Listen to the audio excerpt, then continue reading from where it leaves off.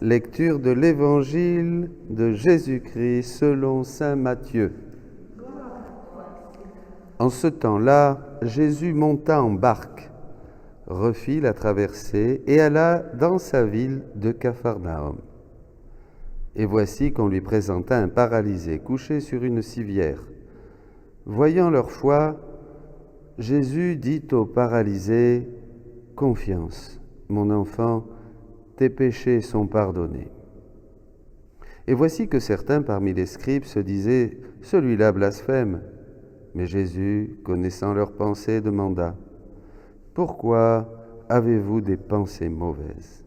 En effet, qu'est-ce qui est le plus facile ? Dire tes péchés sont pardonnés, ou bien dire lève-toi et marche ? Eh bien, pour que vous sachiez que le Fils de l'homme a le pouvoir sur la terre de pardonner les péchés, Jésus s'adressa alors au paralysé. « Lève-toi, prends ta civière et rentre dans ta maison. » Il se leva et rentra dans sa maison. Voyant cela, les foules furent saisies de crainte et rendirent gloire à Dieu qui a donné un tel pouvoir aux hommes. Acclamons la parole de Dieu.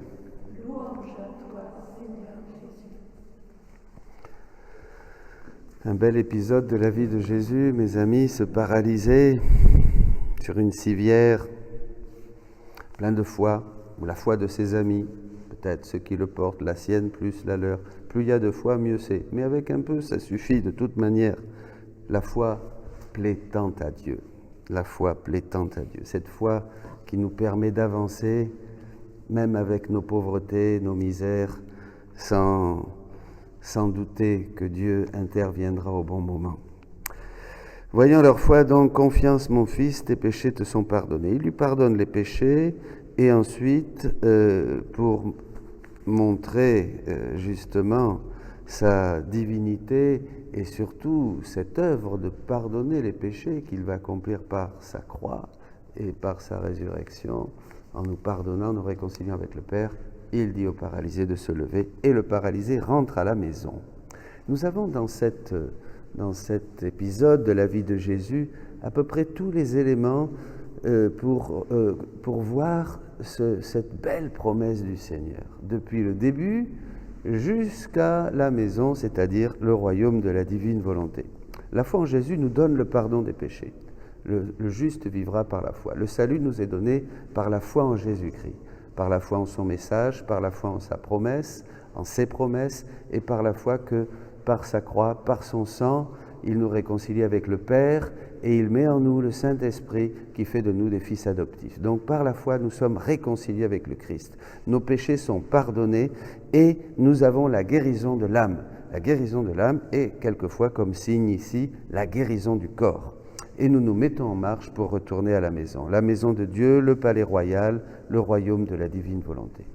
Le point de départ, je vais toucher 3 points. La foi, l'homme qui est la demeure de Dieu, et finalement le retour à la maison. Le point de départ, c'est la foi. Quelque chose de très important, je vais partager avec un prêtre. Quand on lit le livre du ciel, ou quand on lit la parole de Dieu, la parole de Dieu, on est plus habitué. On dit c'est Jésus qui dit ça, c'est Jésus qui nous demande de mettre en pratique cette parole. Si nous la mettons en pratique, nous connaîtrons cette vraie loi de liberté, nous aurons la joie au cœur. Quand Jésus parle dans le livre du ciel, il faut croire que c'est Jésus. Il faut croire ce qu'il dit. Il faut croire le contenu de ses paroles. Sinon, ça ne marche pas. Sinon, on ne sortira pas de notre état de torpeur, de notre maladie, de notre... on restera et on gisera encore pendant je ne sais pas combien de temps. Donc, la foi est le point de départ. Il faut croire Jésus, il faut croire que c'est lui qui parle et il faut croire que c'est ce qu'il dit et le faire venir comme vie dans nos cœurs. Bien. Donc la foi, je veux que la foi t'inonde comme les eaux de la mer inondent les bateaux. Et puisque je suis la foi, tu seras inondé puisque je suis la foi. On entre, alors ça c'est important parce que ça va énormément nous simplifier la vie spirituelle. Il peut se passer tout ce que vous voulez. J'entre dans la foi, j'entre en Dieu, je suis la foi, je fusionne dans le Seigneur, en lui. Et là, tout change. Tout change. Mon état intérieur, mon état d'âme, mon espérance, vous voyez, la certitude. On n'est plus, déjà les mystiques expliquaient, on n'est plus dans les sens, on n'est plus dans la réalité, et on va le voir un peu après, on est dans une autre dimension. Et là, il y a la paix. Ça peut être la tempête, on est dans la barque, Jésus est là. Maître, réveille-toi. Bien, que veux-tu que je fasse pour toi? Voyez, je suis la foi. Tu seras inondé par moi, qui possède tout, qui peut tout, qui donne librement à quiconque a confiance en moi. Qui peut tout, qui possède tout, qui donne librement à quiconque a confiance en moi. Volume 2, 25 juin 1899. Ça, c'est la base. Ces gens, ils ont eu confiance en Jésus. Vous, moi, nous devons avoir confiance en Jésus pour avancer debout et pour nous mettre à marcher. Sinon, nous ne marcherons pas. On remuera beaucoup d'air, mais on ne fera rien. On ne fera rien. Ma fille. Alors après, on passe à un deuxième degré de foi. Ma fille, les délices de mon cœur, l'amour a besoin d'effusion. On a la foi et l'amour maintenant. Sinon, on ne pourrait pas aller de l'avant. Hein? Bon. Surtout pour ceux qui m'aiment vraiment et pour qui l'amour est leur plaisir, leur raison de vivre. Il faut une foi, mais toute amoureuse, parce que l'amour va rendre la foi vivante. Je me sens tellement proche d'eux que l'amour lui-même me pousse à déchirer les voiles de la foi. Je vous parlais d'une autre réalité, c'est ça. Quand on a vraiment la foi, la réalité présente, la temporalité, la matérialité des circonstances, des événements, de ce qui nous entoure, ça change. Vous voyez? Parce qu'on perçoit la réalité qu'on ne voit pas, dira l'Épître aux Hébreux. On perçoit ce qui est l'objet de notre espérance. On perçoit que même au-delà de la croix, au-delà de la maladie, au-delà de la persécution, au-delà de la solitude, au-delà de tous les drames que nous pouvons vivre intérieurement, il y a la promesse et c'est le chemin. C'est le chemin. Vous voyez, on déchire les voiles et ça me permet de me révéler en donnant, alors là, un avant-goût du paradis de temps en temps. De temps en temps, dit Jésus à Louisa, au volume 10, 28 janvier 1911. De temps en temps. Donc, vous voyez, tout est grâce. Tout concourt au bien de ceux qui aiment Dieu. La foi, c'est vraiment, je veux commencer par ce point, parce que c'est très, très important pour notre marche avec Dieu. Ma fille, lorsque ma volonté, c'est le volume 24, 29 juin 1920, lorsque ma volonté aura son royaume sur la terre et que les âmes vivront en elle, il n'y aura plus d'ombre ni d'énigme dans la foi, et tout sera clarté et certitude. La lumière de ma volonté apportera dans les choses créées elles-mêmes la claire vision de leur Créateur. Les créatures le toucheront de leurs propres mains en tout ce qu'il a fait par amour pour elles. 29 juin 1928, volume 24. Tout ce qu'il a fait par amour pour elles. Donc, rien ne se perd. Si ce paralysé était resté paralysé, il aurait. S'il avait vécu ça dans la foi et dans l'amour de Dieu, combien d'entre nous sont malades? Rien ne se perd. Rien. La foi déchire le voile, nous fait entrer dans une autre dimension et permet à Dieu de se révéler. Alors, cet homme, il se met debout. Eh bien oui, parce que ma vie ici-bas, dit Jésus, a servi à rendre, à restaurer et à sauver cette résidence que nous avions formée avec tant d'amour. Elle nous appartenait. Il valait la peine de la sauver pour pouvoir y résider à nouveau. Volume 35, 28 décembre 1937.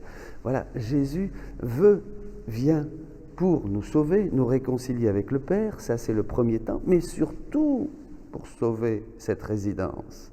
Parce que c'est sa résidence, c'est son palais, vous comprenez?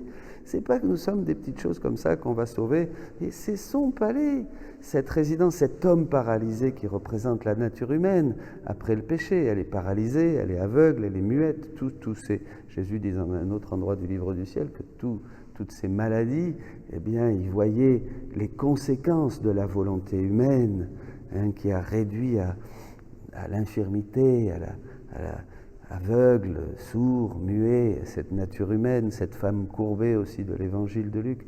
Et c'est ça, c'est très triste. Alors il souffrait beaucoup de fois. Il voulait restaurer ses résidences, voilà, pour qu'il a formé avec tant d'amour, parce qu'elles lui appartiennent.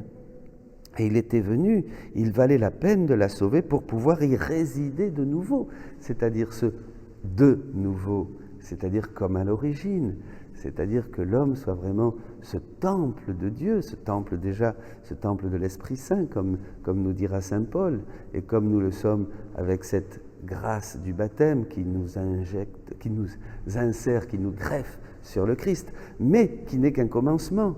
Il faut que cette résidence devienne un palais royal où tout resplendit de la gloire de Dieu, et où nous nous sentons chez nous et chez Dieu et chez nous, puisque nous avons tout en commun. C'est ça que veut Dieu, en nous redonnant, en venant guérir l'homme paralysé, aveugle, muet. Alors c'est le retour à la maison, on prend notre civière et c'est parti. Ça y est, c'est ce que nous vivons aujourd'hui. C'est un nouveau départ, c'est une nouvelle grâce. Une personne ce matin, pendant un long moment, m'a entretenu au téléphone, me partageant toutes ses joies, toutes ses questions aussi, mais tout ce bonheur qu'elle avait d'avoir découvert la divine volonté. Lisons ce beau texte pour terminer, mes amis, au volume 29, 27 août 1926. La maison de ma volonté est grande. La maison où nous retournons, après avoir été aveugle, muet, paralysé, sourd, malade, tout ce que vous voulez, c'est la divine volonté. Nous retournons chez nous. Nous retournons chez nous, mais ça ne va pas se faire tout seul. Rappelez-vous l'âne qui tombe dans le fossé. Vous vous rappelez ? C'est pas rigolo, on voudrait nous que ça se passe bien, mais il est dans le fossé. Le viticulteur, l'agriculteur va lui jeter la corde, il va l'attraper par l'oreille, il va l'attraper par le cou, il va l'attraper par le pied, et il va le remettre bien. Voilà. Mais c'est pas fini, il faut aller travailler, il faut arriver jusqu'à la maison. De ma volonté, l'homme a pour demeure la volonté de Dieu. Il fallait que Jésus vienne pour qu'il retourne à la maison. C'est ce qui s'est passé chez cet homme. Jésus est venu, s'est trouvé devant cet homme paralysé pour qu'il retourne à la maison. Vous voyez, le début, la foi, le pardon de ses péchés, bon, tout ça c'était nécessaire. Mais la finalité, que nous avons souvent oubliée dans notre catéchisme personnel, c'est que l'homme revienne.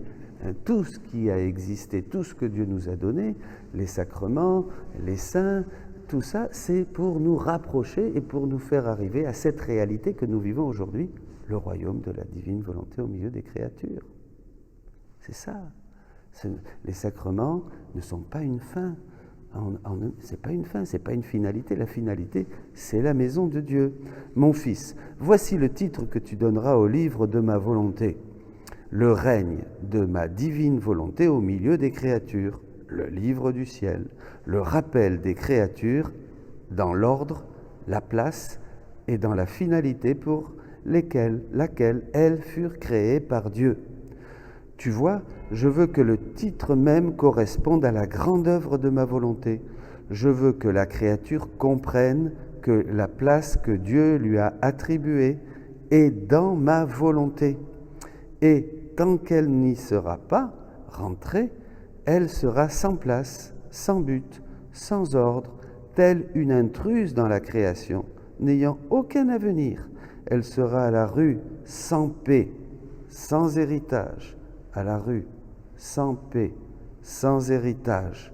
Alors, pris de pitié pour elle, je ne cesserai de lui répéter « Reviens à ta place, rentre dans l'ordre, viens chercher ton héritage, viens vivre dans ta maison.